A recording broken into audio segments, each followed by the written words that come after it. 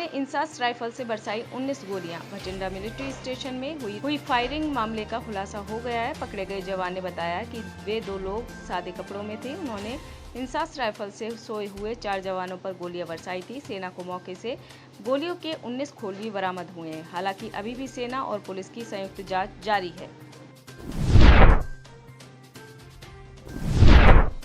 आबकारी नीति मामले में मनीष सिसोदिया को कोर्ट से राहत नहीं।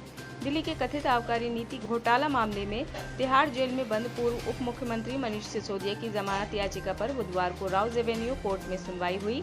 आबकारी नीति घोटाला मामले में मनीष सिसोदिया को बुधवार को भी राहत नहीं मिली। अब अगली सुनवाई 18 अप्रैल को दोपहर 2 बजे होगी। वहीं मनीष सिसोदिया की ओर से पहले दी गई पत्नी की तबीयत की दलील पर ईडी ने कहा कि जिस व्यक्ति के पास 18 पोर्टफोलियो रहे हों और जो चुनाव प्रचार के लिए देश भर में घूमते हो, उनकी पत्नी की देखभाल दूसरे लोग करते थे। ईडी ने कहा कि जांच से बचने के लिए मानवीय पहलू का इस्तेमाल न किया जाए। नई नियमावली पर पटना में शिक्षक अभ्यर्थियों का प्रदर्शन। शिक्षक बहाली को लेकर बिहार सरकार की ओर से तैयार की गई नई नियमावली को कैबिनेट से मंजूरी मिलने के साथ ही इसके खिलाफ विरोध का सिलसिला भी शुरू हो गया है। सरकार के इस फैसले के खिलाफ शिक्षक अभ्यर्थी बुधवार को हर जगह नई नियमावली का विरोध करने के लिए सड़कों पर उतरे। बुधवार को राजधानी पटना के इको पार्क के गेट नंबर 1 पर 7वें चरण के शिक्षक अभ्यर्थियों ने जमकर हंगामा किया।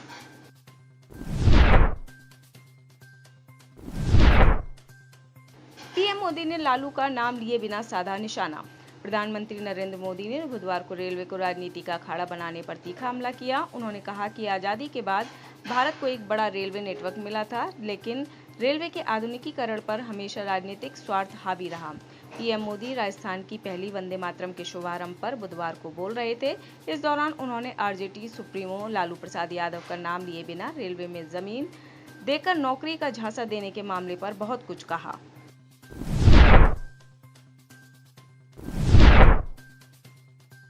पटना एयरपोर्ट पर बम है, फोन आते ही मचा हड़कंप। बुधवार को पटना के एयरपोर्ट पर एक फोन के बाद हड़कंप मच गया। फोन करने वाले ने कहा कि पटना एयरपोर्ट पर बम है। एयरपोर्ट के निदेशक को फोन आते ही तुरंत इसकी सूचना बम डिस्पोजल स्क्वाड को दी गई। इसके बाद तुरंत टीम पटना एयरपोर्ट के अंदर और बाहर चप्पे चप्पे पर जांच में जुट गई। हर जगह की तलाशी ली जाने लगी। बुधवार को कॉल आने के बाद जब एयरपोर्ट निदेशक ने बम निरोधक दस्ता को बताया और तलाशी ली जाने लगी तो अफरा तफरी मच गई। बताया जा रहा है कि समस्तीपुर से कॉल किया गया था। दोपहर बाद बिहार पुलिस ने ट्वीट कर इसके बारे में पुष्टि की।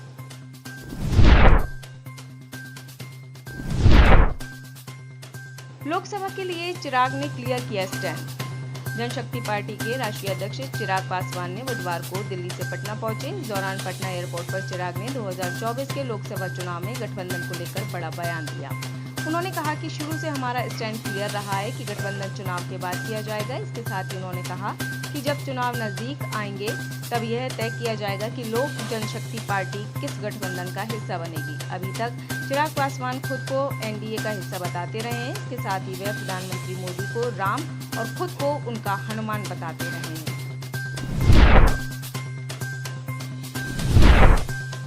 सीएम केजरीवाल भी जल्द जाएंगे जेल। दिल्ली भारतीय जनता पार्टी ने दिल्ली सरकार में बड़े पैमाने पर जारी भ्रष्टाचार को लेकर प्रचंड प्रदर्शन किया। बीजेपी प्रदेश अध्यक्ष वीरेंद्र सचदेवा के नेतृत्व में आयोजित प्रदर्शन में पार्टी के नेता और बड़ी संख्या में कार्यकर्ता शामिल हुए। इस मौके पर दिल्ली विधानसभा में विपक्ष के नेता और विधायक रामवीर सिंह विधूड़ी ने जोरदार तरीके से अरविंद केजरीवाल सरकार पर हमला बोला। उन्होंने कहा कि दिल्ली सरकार में भ्रष्टाचार चरम पर है। बीजेपी नेता विधूड़ी ने कहा कि अब जेल जाने का नंबर सीएम अरविंद केजरीवाल की है, वो बहुत जल्द ही जेल में दिखेंगे।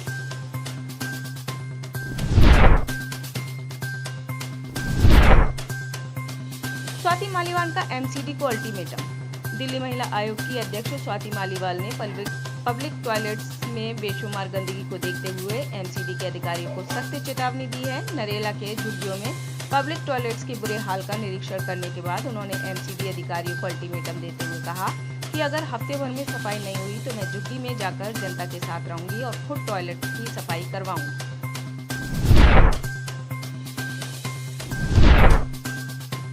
इंदौर पुलिस ने शुरू किया रोको टोको अभियान। इंदौर ट्रैफिक पुलिस ने रोको टोको अभियान चलाया है। इस अभियान के तहत बिना हेलमेट पहने गाड़ी चलाने वालों को ट्रैफिक पुलिस जवान समझा रहे हैं और उन्हें हेलमेट पहनने के लिए जागरूक कर रहे हैं। दरअसल आए दिन सड़कों पर हो रहे एक्सीडेंट में वाहन चालक अपनी जान गंवा रहे हैं। इसमें अधिकतर वाहन चालक हेलमेट नहीं पहनने के चलते अपनी जान से हाथ धो रहे हैं।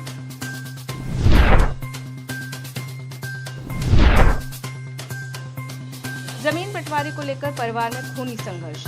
भिंड के धोरका गांव में जमीनी विवाद को लेकर एक ही परिवार के लोगों में खूनी संघर्ष हो गया, जिसमें एक शख्स की मौत हो गई और 4 लोग घायल हो गए। घायलों में से एक की हालत गंभीर बताई जा रही है, जिसे इलाज के लिए ग्वालियर रेफर किया गया है।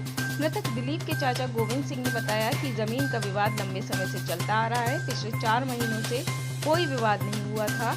कल धोरका गाँव का रहने वाला राम अख्तियार सिंह अपने बेटों के साथ आया और भतीजे रोशन सिंह और दिलीप सिंह पर हमला कर दिया।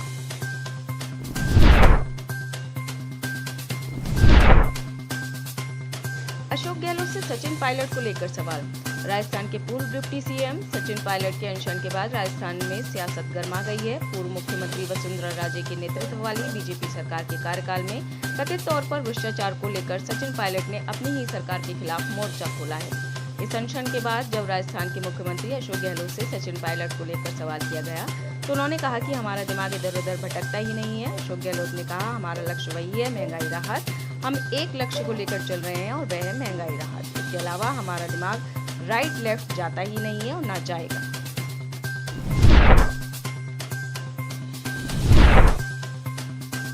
राजस्थान को मिली पहली वंदे भारत ट्रेन। राजस्थान को आज पहली वंदे भारत एक्सप्रेस ट्रेन मिल गई है। प्रधानमंत्री नरेंद्र मोदी ने वर्चुअली इस ट्रेन को हरी झंडी दिखाकर रवाना किया। पीएम मोदी ने अजमेर से दिल्ली कैंट तक राजस्थान की पहली वंदे भारत एक्सप्रेस ट्रेन को वीडियो कॉन्फ्रेंसिंग के जरिए हरी झंडी दिखाई। उत्तर पश्चिम रेलवे के मुख्य जनसंपर्क अधिकारी कैप्टन शशि किरण के अनुसार 12 अप्रैल को गाड़ी संख्या 09617 जयपुर दिल्ली कैंट वंदे भारत उद्घाटन स्पेशल रेल सेवा जयपुर से 11 बजे रवाना होकर 4 बजे दिल्ली कैंट पहुंचेगी।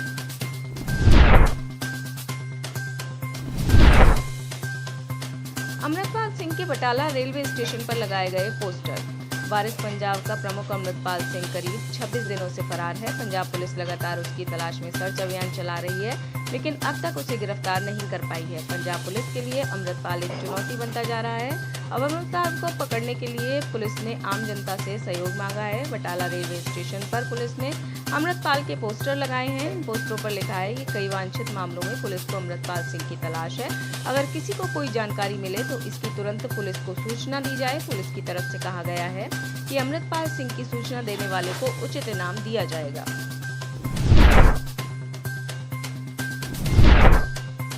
अनिल विज ने अपनी ही सरकार को दी धमकी।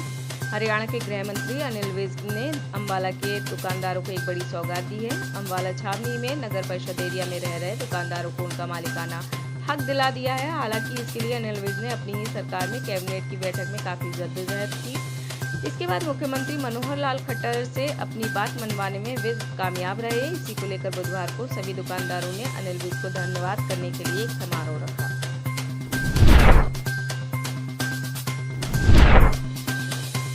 धनबाद में जमीन कारोबारी की गोली मारकर हत्या। झारखंड के धनबाद में अपराधियों का मनोबल लगातार बढ़ता जा रहा है। एक बार फिर धनबाद के बरवाडा थाना क्षेत्र में अपराधियों ने पुलिस को चुनौती देते हुए दिन दहाड़े फायरिंग की है। इस गोलीबारी में 2 लोग घायल हो गए हैं। बताया जा रहा है कि हथियारबंद अपराधियों ने 2 जमीन कारोबारियों पर ताबड़तोड़ फायरिंग की है। इस गोलीबारी में एक व्यक्ति की मौके पर ही मौत हो गई, जबकि दूसरे शख्स की हालत गंभीर बनी हुई है।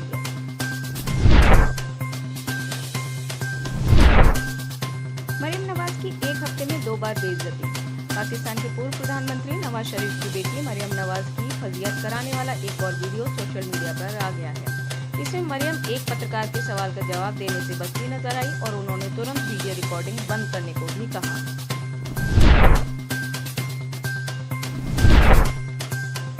ब्रिटेन के गृह मंत्री पर भड़के पाकिस्तानी। ब्रिटेन में रहने वाले पाकिस्तानियों ने गृह मंत्री सुएला ब्रेवरमैन के विवादित बयान के बाद प्रधानमंत्री ऋषि सुनक को पत्र लिखकर उनकी शिकायत की है। गौरतलब है कि सुएला ब्रेवरमैन ने पाकिस्तानी पुरुषों पर नस्लवादी, अस्वीकार्य और भड़काऊ टिप्पणी की है, जिससे ब्रिटेन में रहने वाले पाकिस्तानी आहत हैं। डॉन की एक रिपोर्ट के अनुसार ब्रिटेन में रहने वाले पाकिस्तानी, जिनमें डॉक्टर स्वास्थ्य कर्मचारी, उद्यमी, कई कंपनियों के सीईओ तथा संस्थापक शामिल हैं, जिन्होंने पीएम सुनक को चिट्ठी लिखी है, जिनमें उन्होंने सुएला ब्रेवरमैन से माफी की मांग की है।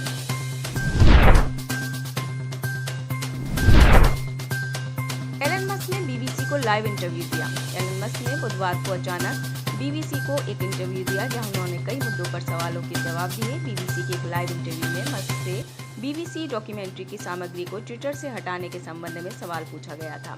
एलन मस्क ने कहा कि उन्हें इस बात की कोई जानकारी नहीं है, उन्हें मामले का पता नहीं है, इसलिए वो उससे अवगत भी नहीं है। हालांकि उन्होंने ये भी कहा कि भारत में सोशल मीडिया से जुड़े कुछ नियम काफी सख्त हैं।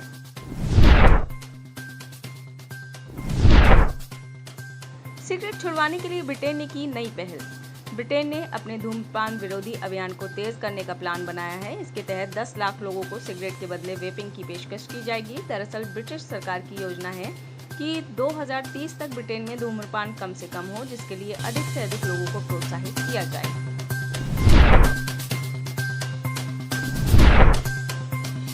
पाक नेता के जहरीले बोल पर इमरान ने पीटी ताली। इमरान खान के करीबी मुस्लिम नेता शाह महमूद कुरैशी के विषय भाषण की एक वीडियो सोशल मीडिया पर वायरल हो रही है। उसमें महमूद ने भारत के बारे में जो कहा, उस पर इमरान खान भी तालियां बजाते नजर आए। शाह महमूद कहते दिखाई दे रहे हैं और शाह महमूद गजनवी की तरह उस सोमनाथ के मंदिर को गिराने निकला है। इतना सुनते ही हजारों लोग खुशी से तालियां बजाने लगे। यहाँ तक कि पिछले दिनों अपने भाषणों में भारत की तारीफ करने वाले इमरान खान भी वो सुनकर मुस्कुरा रहे थे और ताली बजा रहे थे। आप इस खबर के बारे में क्या सोचते हैं, हमें कमेंट सेक्शन में बताएं। साथ ही ब्रह्मास्त्र न्यूज को सब्सक्राइब और शेयर भी जरूर करें।